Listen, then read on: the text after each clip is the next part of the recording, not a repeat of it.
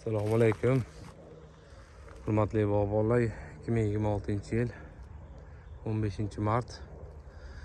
Yildan yilga yosh katta daraxtlarni payvandlash qiyin bo'lyapti. Sizlarga obrazes ko'rsatmoqchiman.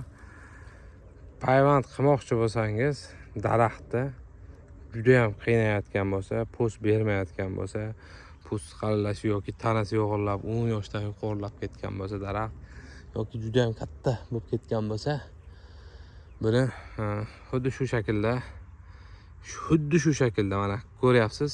Shoxlagandan keyin shox qo'yib 20-30 yarim metr shox qo'yib mana shoxlarni shu holatda kesganmiz. Ya'ni endi bu yerdagi ko'zi ko'rinmas kurtaklar yo'g'onadi, bizga yangi novda beradi.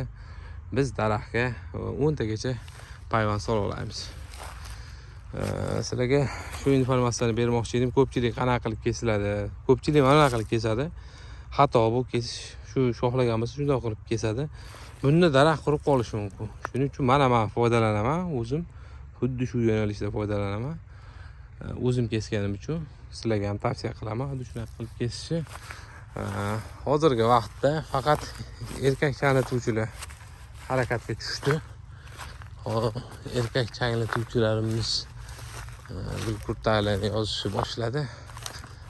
Xo'p. Shu changlatuvchi bu kechqurungi urg'ochilar hali harakatga kelmadi. Bog' obzorini qilamiz. Mana changlatuvchi. Bismillah. Ko'rinayotgan bo'lsa, gul kurtaga ochishni boshladi. Navro'zdan keyin gul sochishni boshlaydi. Erkak daraxtlarimiz o'ta sog'lom.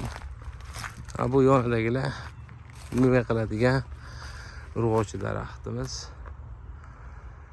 Sametni changlatib beradi, xudo xolasa. Bu ham Navro'zga yaqin kurtalar oqarishni boshlaydi. Yana qo'shimcha ma'lumot qilamiz, xudo xolasa. Vitaminga yetib keldik. Urg'ochi daraxtlarni aniqlashimiz kerak bog'da. Urg'ochi daraxtlarni aniqlab, ularga molibden, rux, azot, aminokislota shularni berishimiz shart. Xudo xolasa inshaalloh. Daraxt go'zal holatda shakl olgan. Kundan kunga shakliga e'tibor berib boryapman. Inshaalloh qo'shimcha ma'lumot qilamiz. Tagini обязательно tozalash esdan chiqmasin bog'i. Bugundan ish boshladik, tozalov boshlandi.